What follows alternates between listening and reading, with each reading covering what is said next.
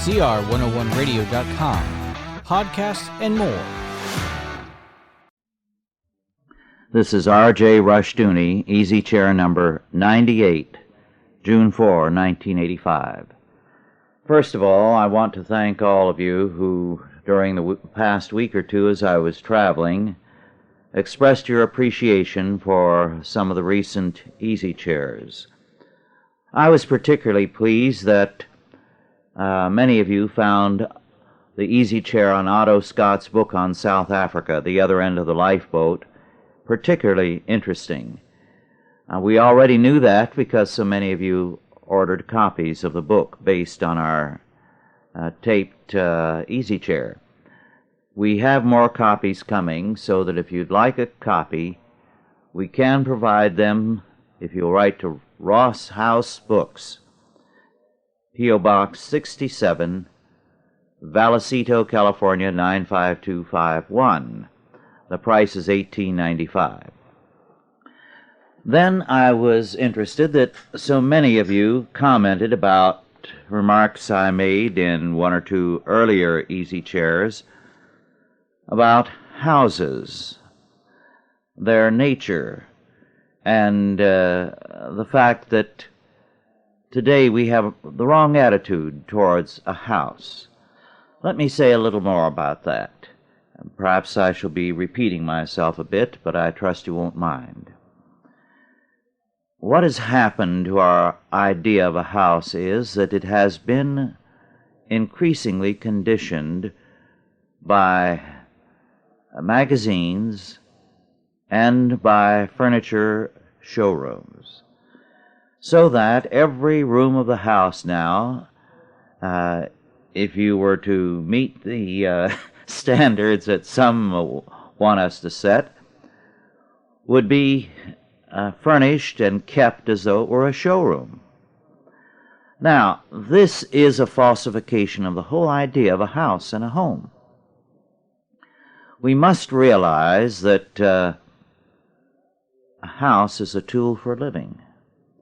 In fact, we can say it is a factory for living. As such, the basic function of a house is not to be a showroom to impress people with, but a place where a family lives and enjoys life together. I've had more than a few comment that going into some homes is a little difficult. You feel as though you're going to pollute the place by walking across the carpet or sitting on a chair, and as though you're a carrier of germs into a kind of antiseptic and perfect house. Remember, a house is a tool for living, a factory for family life. And as such, it sometimes will be rather messy.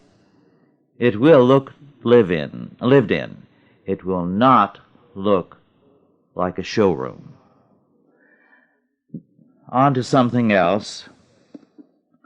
An interesting and rather pathetic book published recently is The Rise and Fall of Paradise by Elmer Bendiner, published by G.P. Putnam's Sons in 1983. The book is about the Moorish kingdom in Spain, and the author's perspective is that here there was a romantic and marvelous realm where everything was sweetness and light, where there was a land that could be called a paradise. In fact, he calls it the rise and fall of paradise,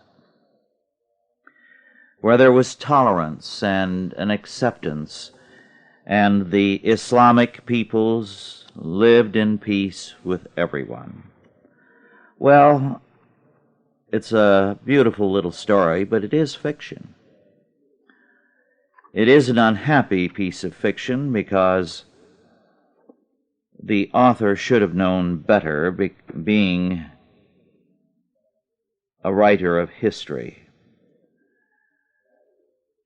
The Moorish kingdom, first of all, was, and here the author is right, favorable to Jews, because the Moors who invaded Spain did have the help of a number of Jewish soldiers. As a result, they gave to Jews a privileged position. There was good reason for the Jewish hostility to the Visigothic monarchs. The Visigoths had come into Spain. They were barbarian tribes with a light veneer of Arianism, and they took the land, brutally killing Jews and Catholics. In time, they came to live somewhat at peace with the Catholics. But when the Moors came in, their attitude towards the Catholic population was hardly favorable. Moreover, they were by no means the light-hearted, romantic, and easygoing people of paradise that Bendiner portrays. He gives a picture of scholars, rabbis, and others all living happily, with troubadours, both Jewish and Arab, continually in the background. The fact is, the Arabs were puritanical. They strictly forbade sex except on non-holy days, and they had a lot of holy days. They were fanatical about their faith in many, many areas. As a matter of fact, one of the most popular myths of our time is of the light-hearted, easygoing Islamic cultures of the Arabs and others as against the Christian Church. The fact is, the Inquisition was born in Islam centuries before it was ever brought into Christendom. It was brought in by Frederick II, the Hohenstaufen Emperor, in the Middle Ages, and Frederick was probably a secret Muslim. It was the Caliph Wathiq, whose dates are 842 to 847, who actually instituted a permanent inquisition in Islam. As Caliph, he had the power to do so, and he did. So that very early, long before, centuries before it ever came into the West, Islam had a very, very rigorous inquisition. It also had rules with regard to non-Christians that made their life worthless. Any Muslim could at any time test the sharpness of his blade on the neck of a Christian or a non-Christian, and it was not murder. Moreover, very, very early, Islam developed the idea of the Caliph's infallibility. And these ideas then crept into the West. Thus, we cannot subscribe at all, without falsifying history, to the idea of Islamic tolerance against Christian intolerance. As a matter of fact, even at its worst, the West was far more tolerant than Islam was. On to something else. A little item from a book that otherwise had nothing in it. Dr. Penelope Rushinoff, Why Do I Think I Am Nothing Without a Man? An interesting title, but not a very interesting book. However, in the course of the book, she does make one point. She speaks about something she has often found as a psychologist in working with people, an attitude she calls, and it's a good name, future block.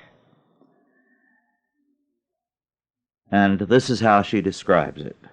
I quote, "The future, your plans for it, totally blocks out your absorption in the present," unquote. There are a great many people like that. That's not being future-oriented, because if you're future-oriented, you have a healthy regard for the present. What Dr. Rushinoff is dealing with in this description is the type of person who dreams about the future rather than works for it. Because if you're going to work for the future, you're going to be present and future-oriented. You're going to have a respect for the present because it's basic to the future you develop. But it's the kind of person who dreams about what their future is going to be and never lives in terms of the realities of the present. And as a result, they have what she calls a future block, an excellent term. Another important work, this one published in 1983, and I believe now out of print, Leo Steinberg, The Sexuality of Christ in Renaissance Art and in Modern Oblivion, a Pantheon October book, published in New York. The book is very, very interesting. It's a study on the emphasis in late medieval and Renaissance art, Christian art, on Christ's sexuality.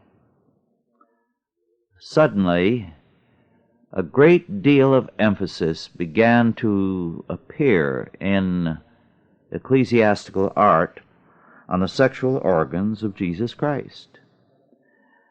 In pictures of the infant Jesus, the sexual organs are made central to the picture.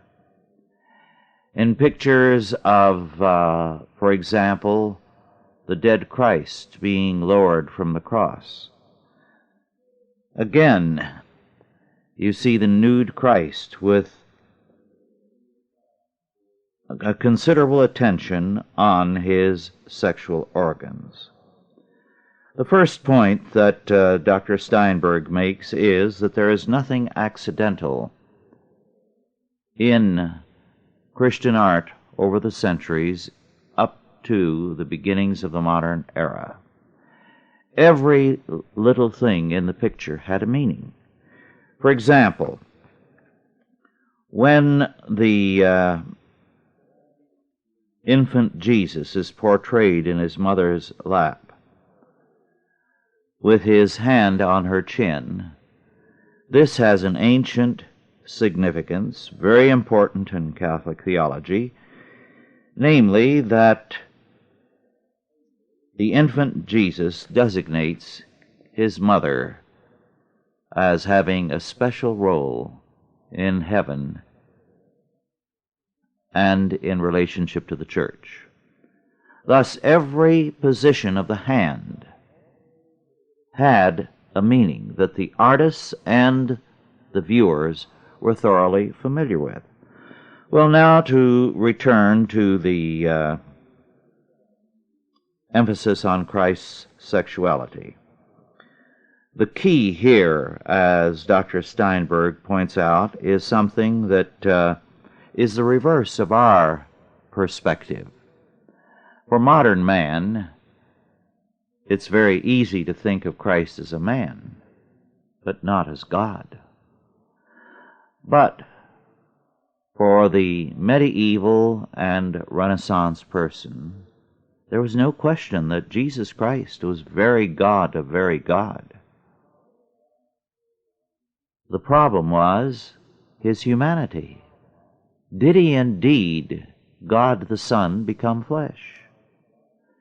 Particularly because some of the late medieval heresies took a loose view of Christ's humanity.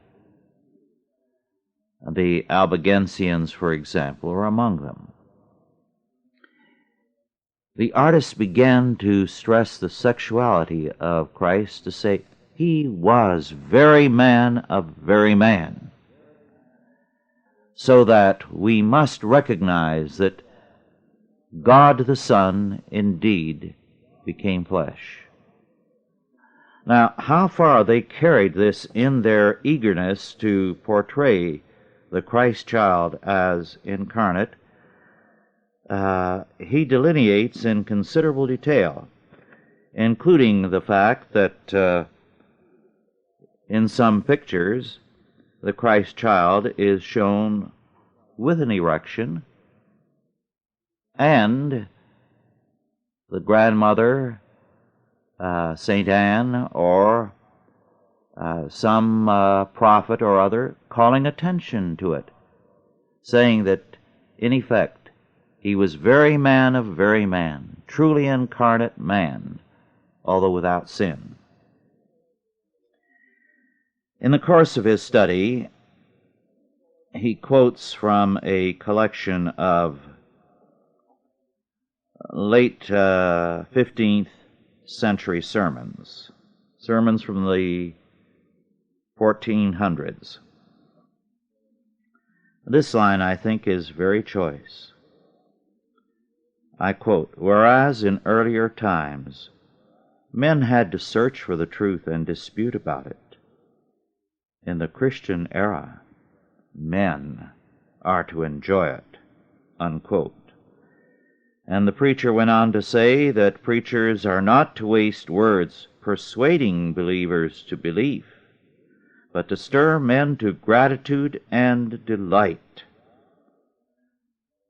As a result, the preaching dwelt on the boon conferred by the Incarnation, and the Christian's proper response is admiration and praise. Very beautiful, I think. Well, on to something else, this time to a biography by Nancy Lenz Harvey, Thomas Cardinal Wolsey, published by Macmillan in 1980 and now out of print. The interesting thing in this book, which I have mentioned before, but I believe needs stressing. Before the question of the divorce with Queen Catherine ever came up, Henry VIII was moving to do what European monarchs were doing everywhere, to take over control of the church and to confiscate monasteries.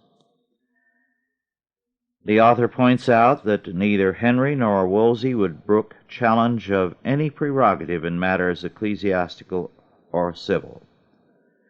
They planned a massive reformation, so-called, of the Church of England, a reorganization of the hierarchy and church management, a close supervision of the monasteries, and closing many, many of them. Moreover,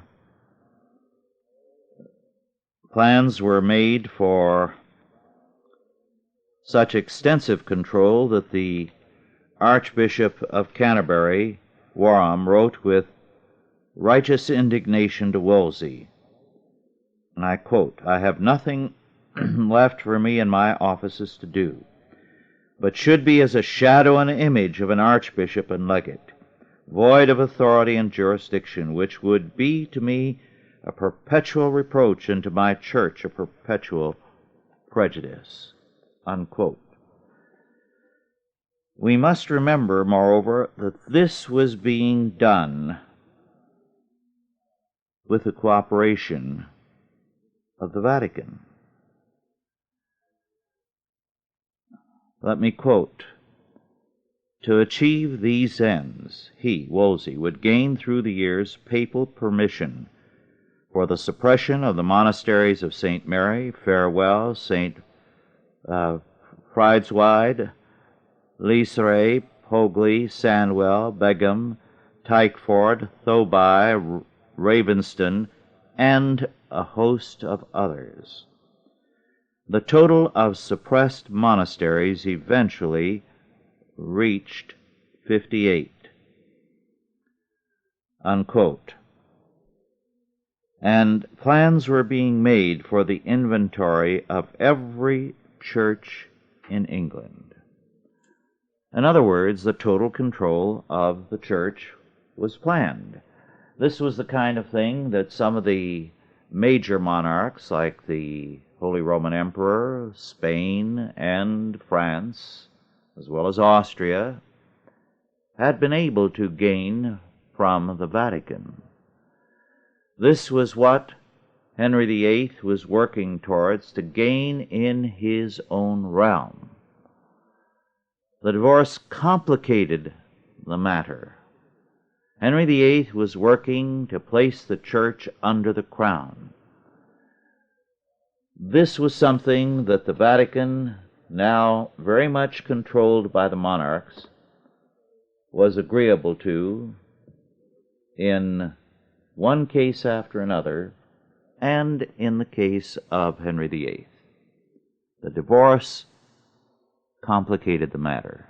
It did not precipitate the suppression of the monasteries and the control of the church. Then another subject.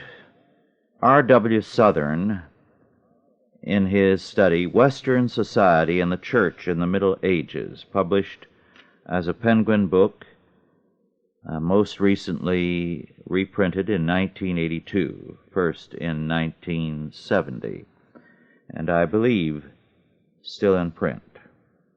A very interesting work. One of the things that I think is interesting is this. The medieval ruler, whether a monarch or a bishop, gave gifts regularly. He accumulated wealth, but he made it a rule to give generously to important people usually, but the poor as well.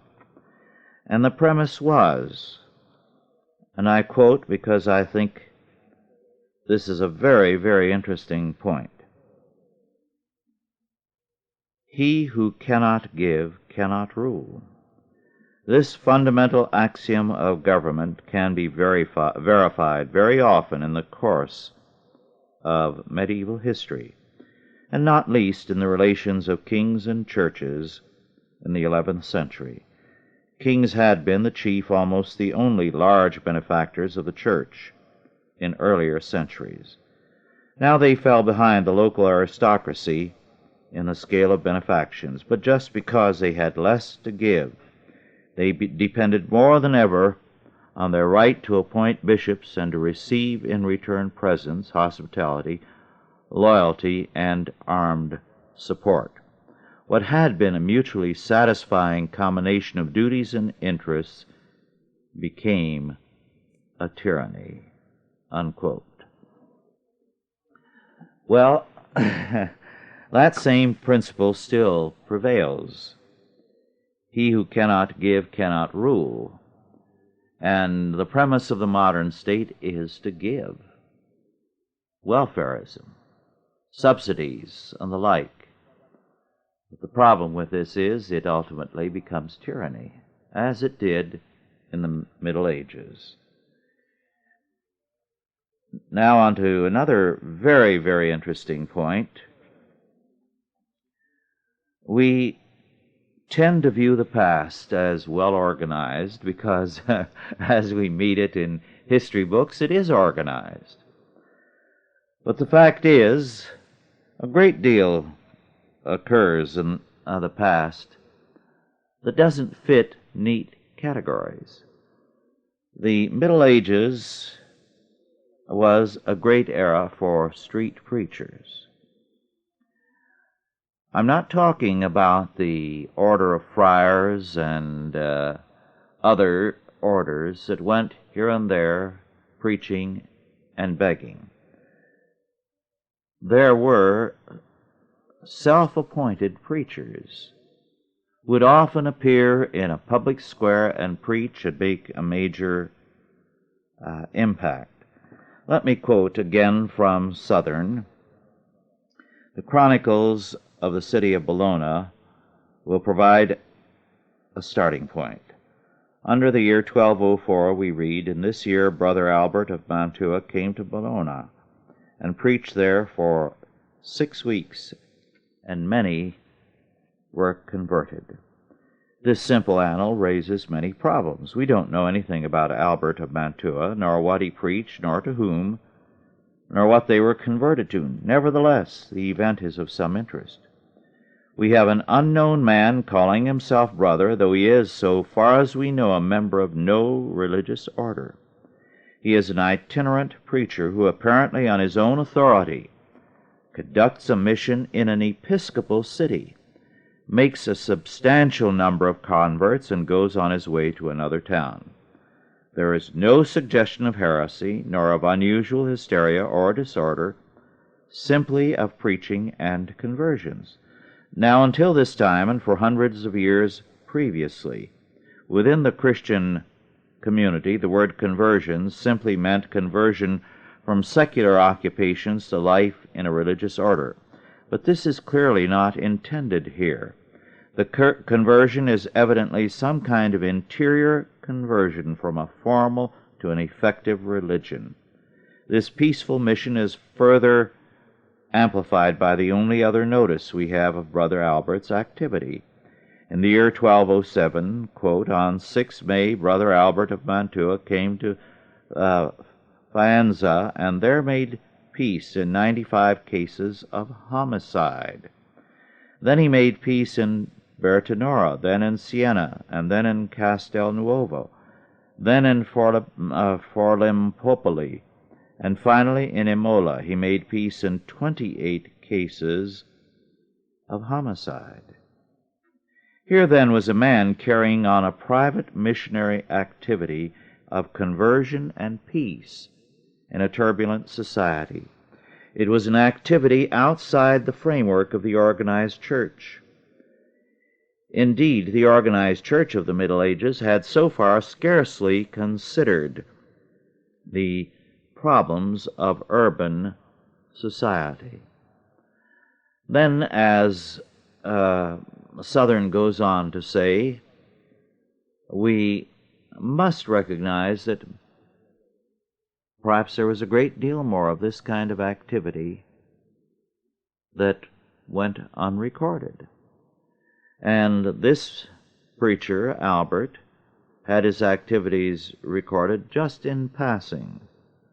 Now consider the importance of his ministry. In one city, he made peace in 95 cases of homicide, that is, ended a blood feud, and in another, 28 cases of homicide. A very remarkable mission. Well, a great deal more of interest in this book. Perhaps to go from something wonderful to something very different, but which gives an idea of what was going on. One of the problems of the era was that politics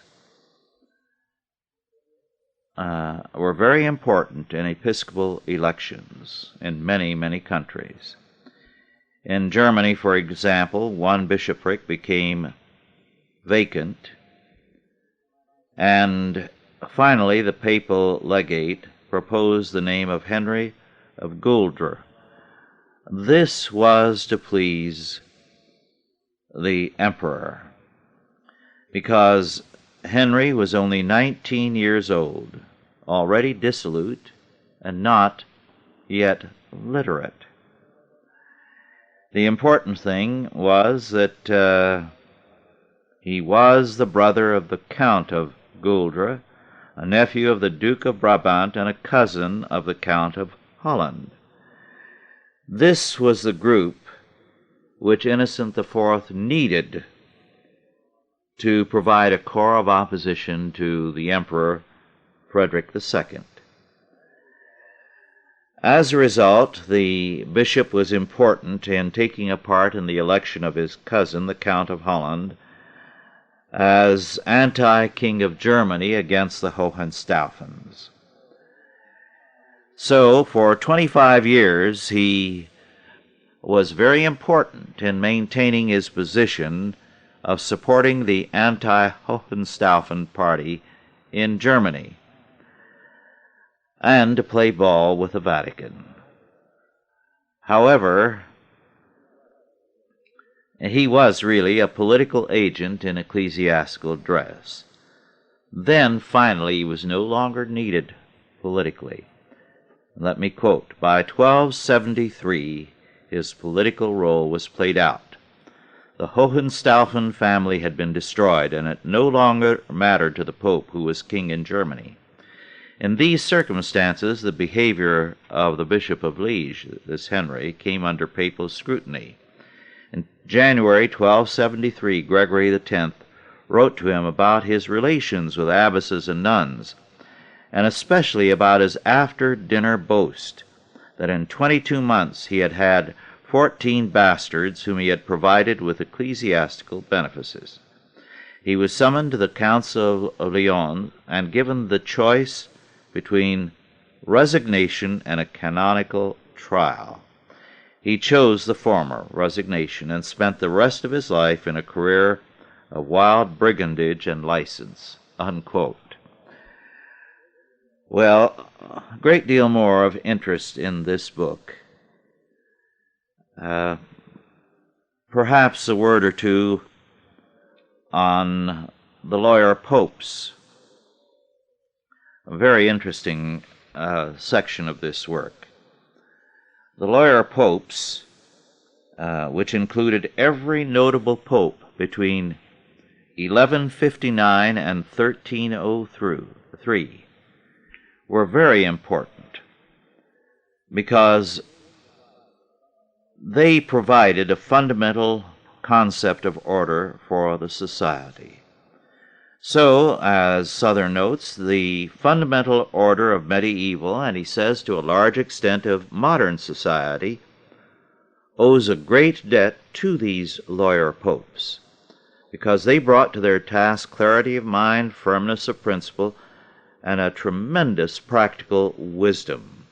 But he says they had the weaknesses of lawyers at the head of affairs. They increasingly counted on a formal victory as time went on, rather than the substance of things. So, in time, the situation became such that their work, which had been so basic to Western civilization, outlived its usefulness.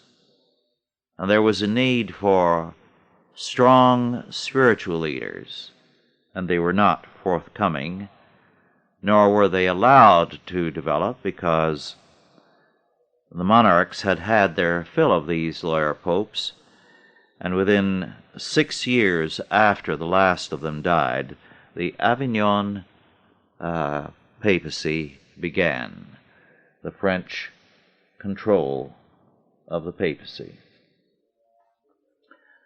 Now on to another item. This from Heinrich Fichtenau, Fichtenau, The Carolingian Empire, the Age of Charlemagne.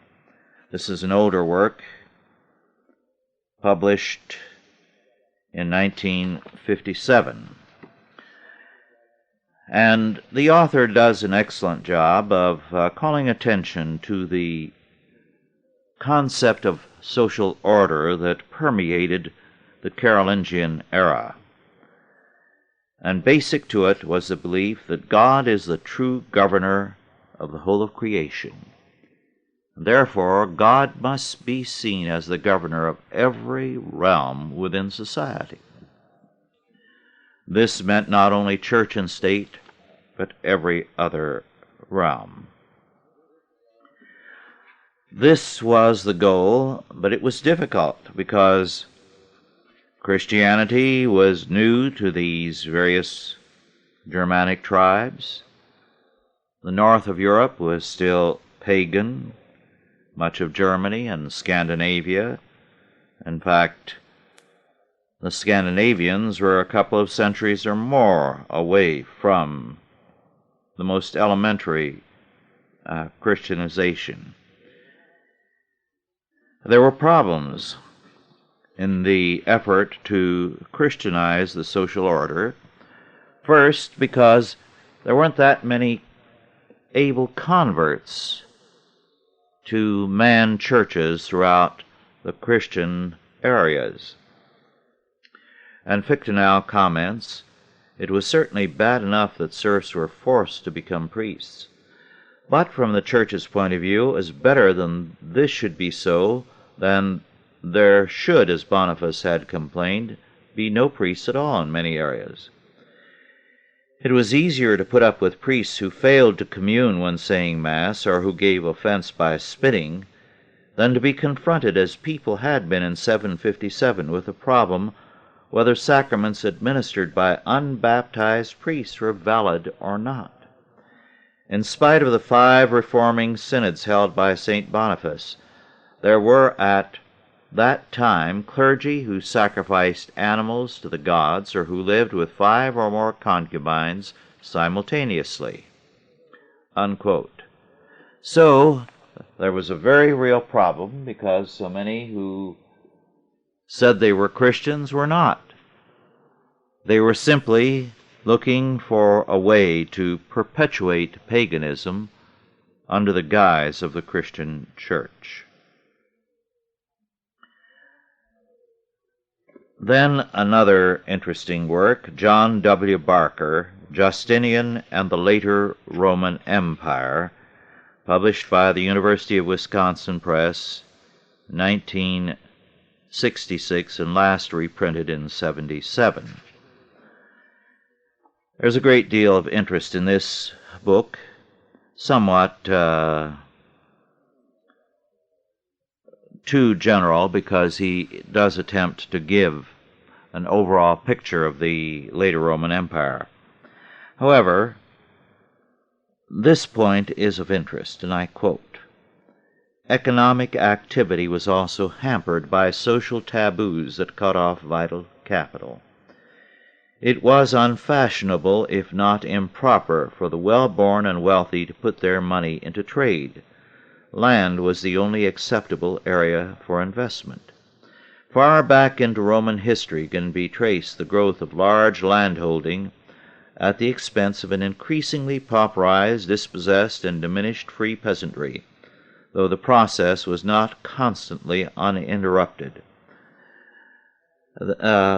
The taboos against investment likewise worked against commerce, so that Rome never had a stable or fully developed middle class in modern terms," and so on, unquote. Well, as Barker points out, this was the destruction of the Western Empire. Constantine, by establishing a new capital at Constantinople, an excellent and strategic position for trade, and by establishing a hard currency, gold, gave 1,000 years' life to Byzantium. However, even there the problem tended to be similar in that too many saw land rather than trade as basic, and it should be both land and trade. Ironically, nations have not learned since then, and a great deal of the problem with the British Empire and the failure of England has been due to the same perspective. The aristocracy there tended to view land as a lone good and trade as beneath their dignity. This kind of blindness, of course, is not uncommon in history. Well, another interesting book, Alan Hardy, The King's Mistresses, published in England in 1980, and I believe out of print. To me, the interesting point here with regard to George II is how having a mistress had become the thing for a monarch to do, so that it was not in good taste for a monarch not to have a mistress. Let me quote from page 78. A strange phenomenon remarked on at the time was that George II should have a mistress at all, since he had married young and never fell out of love with his wife.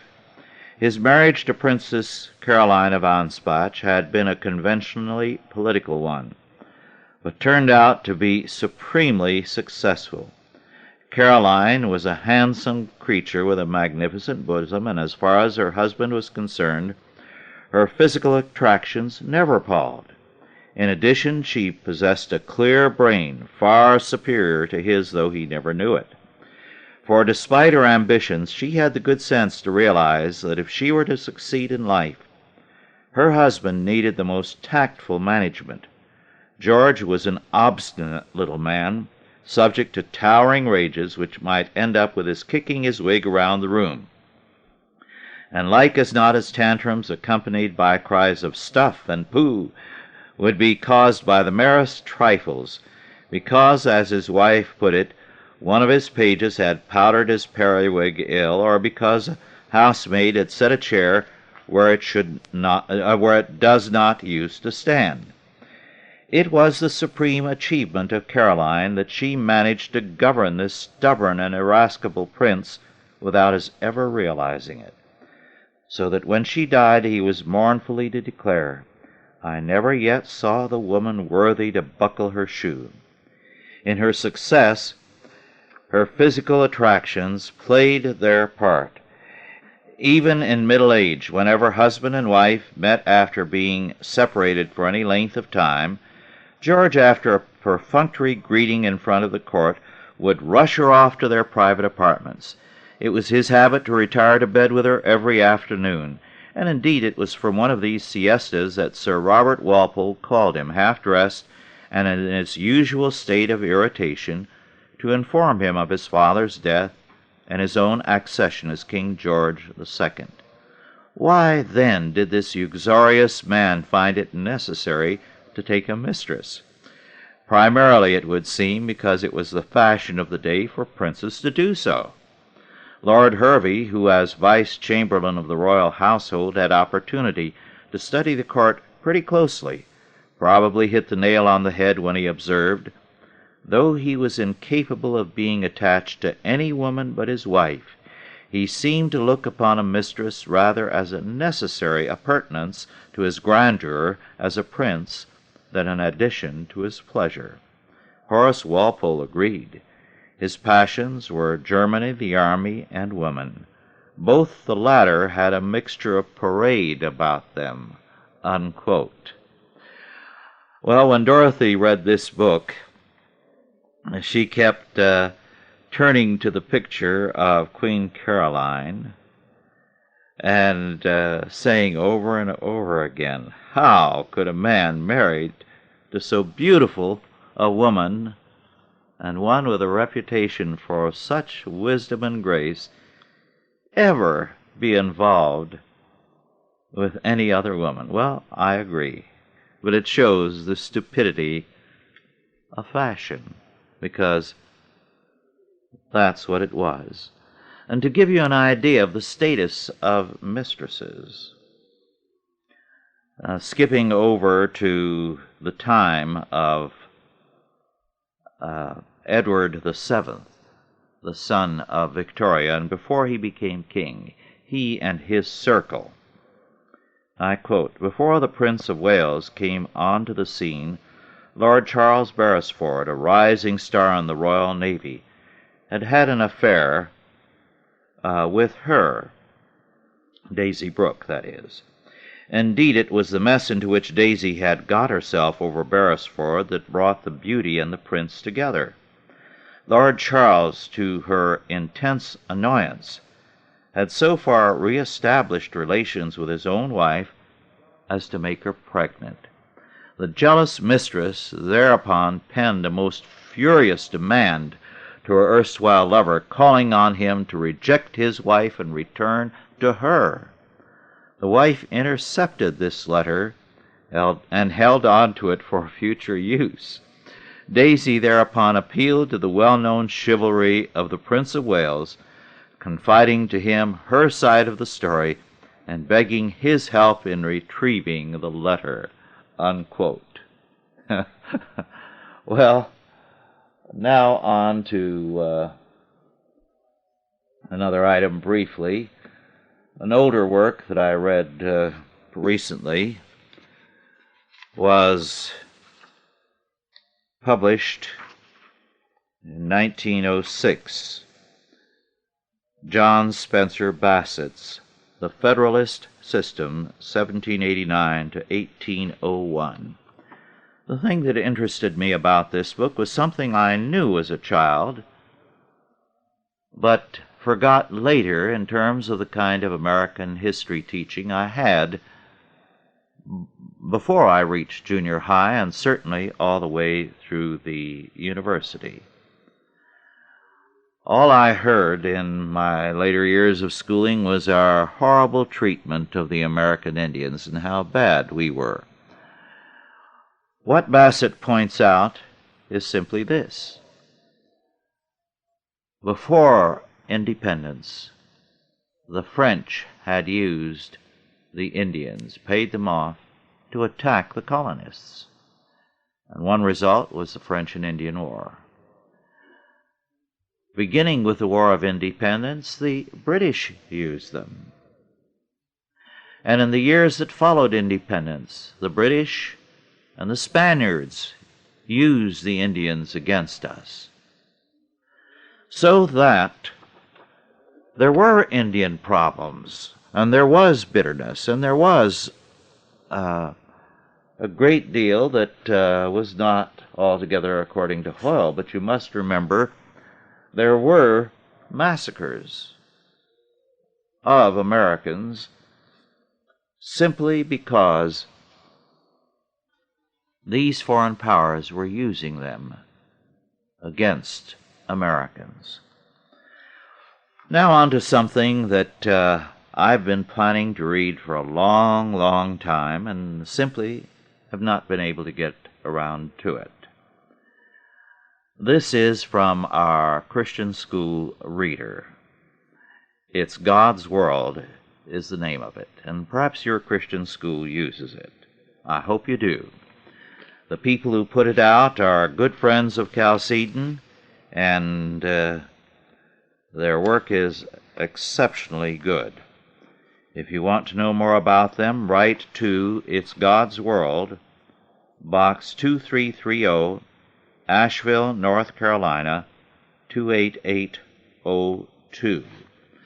Let me read this little article from the February 21, 1985 issue by Joanne DeYoung, entitled God's Little Undertaker. I think it's a gem.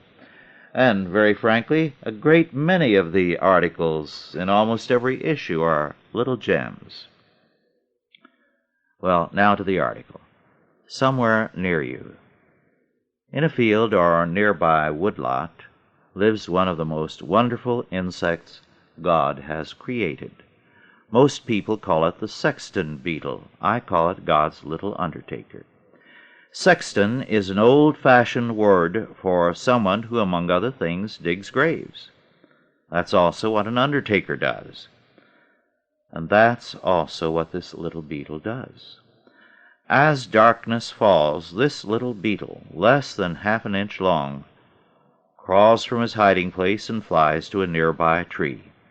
He wiggles his knobby antennae in the breeze and smells the air a quarter of a mile away. A bird lies dead in a field. Already its body is beginning to decay. It gives off just a little odor. We can't smell the bird, but that tiny beetle can. It waves its antennae once more to sense the direction of the odor. It turns its body toward the dead bird and takes to the air. By some God-given sense, it finds the bird. Immediately the beetle pokes at the dead bird with its front feet. Unformed questions cross its mind. Is the bird really dead? Is it on soft ground? Can it be moved? Satisfied that the bird is dead, the beetle scurries beneath its body. It pokes and prods the ground with its 6 little feet. The dirt is hard and rocky. Then the beetle walks in a straight line 3 feet away from the bird. There he finds soft dirt. Quickly it digs just a bit into the dirt. It makes just a shallow hole and pushes some dirt aside. Then it runs back to the bird to make sure it is still there. It finds not only the bird, but also a female beetle of its own kind. Silently it accepts the female's help. Together they run 3 feet back to the shallow hole. They dig furiously and carefully pushing the dirt out of the hole. The 2 tiny beetles work together and dig a hole deep enough to bury the bird. That job finished, they return to the bird. Somehow they must move it to its grave, 3 feet away. By another God-given instinct, they know exactly what to do. Silently, they burrow under the bird. Then they roll on their backs, put their tiny legs up, and with all their weight push against the bird. The bird moves 1/4 of an inch toward the hole. Again the beetles burrow, turn on their backs, and push. Again the bird moves slightly. Throughout the night, these 2 tiny beetles work. Again and again they burrow under the bird, roll on their backs, and push. Slowly but surely they move the bird toward the hole. Suddenly the bird's foot catches on a plant.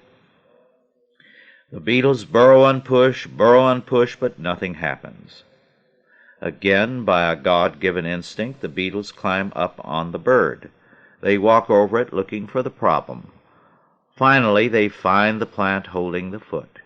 Carefully, they chew through the plant. The foot is free and the bird can be moved again. Several hours later, the 2 tiny beetles have moved the dead bird to its shallow grave. Finally, they push it into the hole. Then they claw loose earth over the bird. Little by little, they cover it. When the day breaks, the bird is buried. 2 tiny beetles have dug the hole, moved the bird 3 feet, and pushed dirt over it. But still their job is not done. The beetles burrow into the shallow grave. They carefully remove the feathers one by one and drag them away from the bird. Then they work the flesh of the dead bird into a soft ball suitable for food. The female beetle then lays a few eggs near the bird's body. The heat from this decaying bird warms the eggs, so they will hatch in a few days. While the eggs are warming, both beetles continue to work on the ball of food. They dispose of any insects which appear on it. They remove any extra water which seeps into it, and add water if it begins to dry. As they tend to this ball of food, the beetles also eat and partially digest some of it. After a few days, the eggs hatch into tiny beetle grubs. Immediately, the adult beetles feed their partly digested food to the grubs. The grubs grow fatter and fatter. Now the grubs are able to eat from their ball of food. They can take care of themselves. The work of the adults is done. Both adults climb to the surface and fly away. They have buried a dead bird and have fed their young. Today they will rest. Perhaps tonight they will begin again. In God's world, death is an end and a beginning. The death of a small bird is the beginning of life for a family of beetles. With His little undertaker, God takes care that nothing is wasted. Well, I think that's beautiful. I think it's wonderful. And if your Christian school children or homeschool children are not getting this, they're missing something wonderful. We get it for our Chalcedon Christian school children, and let me tell you, I read it also and enjoy it. Well, our time is really up, so I had better not tackle anything else. I've enjoyed this session with you. I always look forward to these easy chairs. God bless you all. Thank you for listening.